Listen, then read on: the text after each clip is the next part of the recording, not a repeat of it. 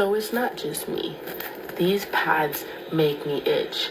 I want to file a lawsuit because I have been using Always since I was a teenager. And I saw a video of this girl who shined a flashlight through one of these pads, and the things that were inside of the pad and on the pad were atrocious. And to think that we're putting these in our underwear while we're on our period and it's touching our skin, I almost threw up. Like, this is why they need a lawsuit. I can't be the only one who itches when I wear an Always pad. This is literally brand new out of the packaging. But like, why does it make us itch? Probably because there's bacteria and there's other stuff in here that shouldn't be in here.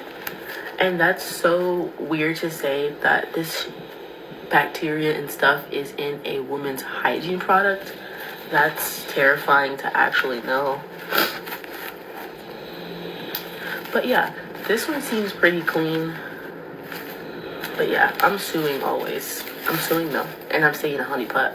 So people online are sharing worrying reports about Always sanitary pads. Women are finding black spot, mold-like stains, and even tiny moving insects inside brand new unopened packs. Many of these marks cannot be seen with the eyes unless you use a flashlight or bright light. Because of this, videos are going viral showing women testing their pads with phone light. The reactions are full of shock, fear, and disappointment. Some women say they developed rashes, irritation, or infections after using the pads. This news comes only a few months after a report claimed that some menstrual products contained toxic chemicals like lead. Now, more people are beginning to lose trust in the brands they have used for years. The company has not given a clear answer yet, but people on social media are saying one thing: if we cannot trust the products we use on our own bodies, then what can we trust? Let's see how people are reacting and what they have to say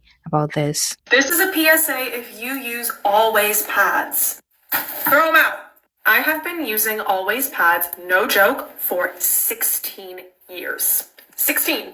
The entire duration of me having a menstrual cycle. And this may be a little bit of TMI, but it's educational and informative, so I gotta tell you. The past 2 months, I've had this like insane burning, itching feeling that kind of would come after my period, to the point that I just thought that there was like a yeast infection. So I spent so much money on the Canestin oral pill, the suppository, the cream, and like nothing was making it better. Like it was not stopping. So I go to the doctor, she swabs me, she starts treating me for BV, which I don't have. The swab came back, no yeast, no BV, so I'm like, what's wrong with me? After 12 days, the first time, it just like magically stopped, and I was like, all right, no harm, no foul, I guess, like don't know what that was. But then this past month, it happened again. After my period, like a day or two after, all of a sudden I could feel it. I'm like, oh my God, it's happening again. I can feel this like burning pain. It was awful. So I'm like crying in pain. I go back to my doctor. She swabs me again. Oh my God, no fucking yeast or BV.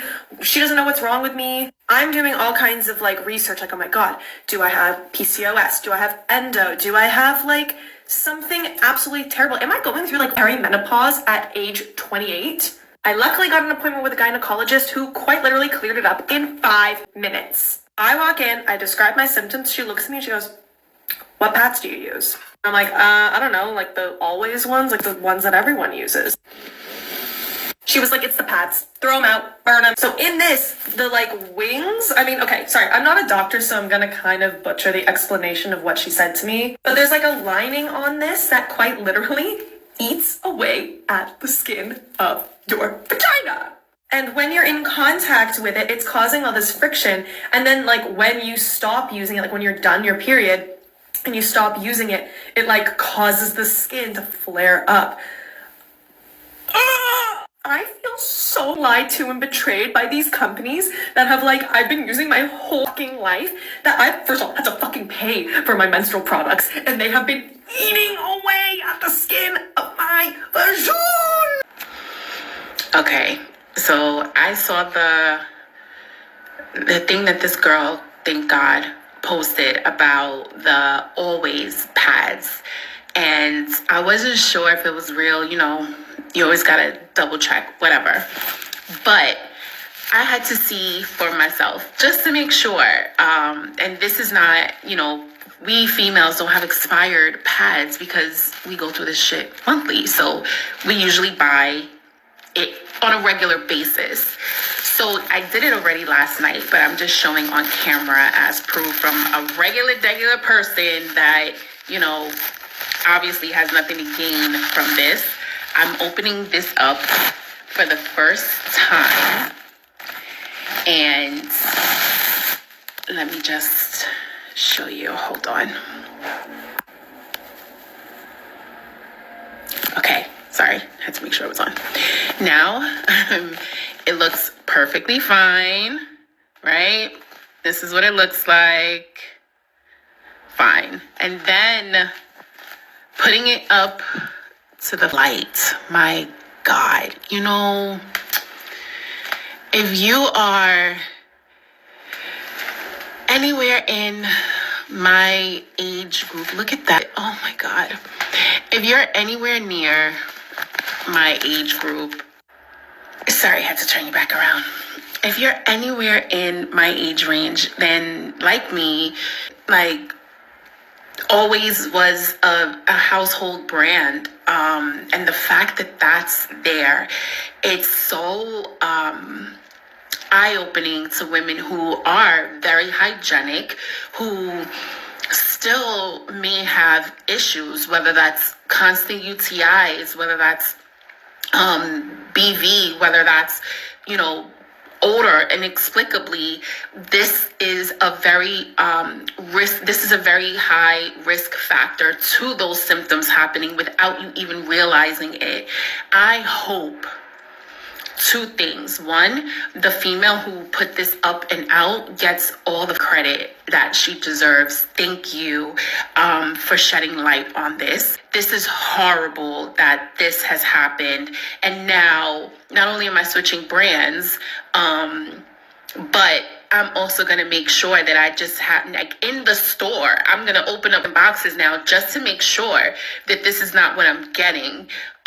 So please stay aware, stay alert, and let's all keep each other posted on anything that.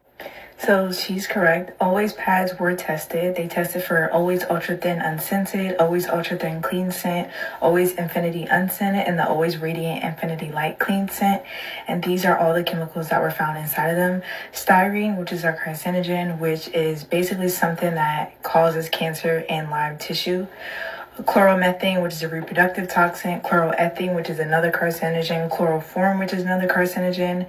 It's also a reproductive toxin and a neurotoxin. And the last one was acetone, which is an irritant. If you're a woman who menstruates and uses the pads or tampons from Always, you have to listen to this video. I recently came across this video right here where this lady was talking about Always pads and how she has recently experienced a reaction to them that she didn't experience before. And in case you guys didn't know, these brands always change the ingredients in their products. So you have to kind of be updating yourself on the ingredients that are on here.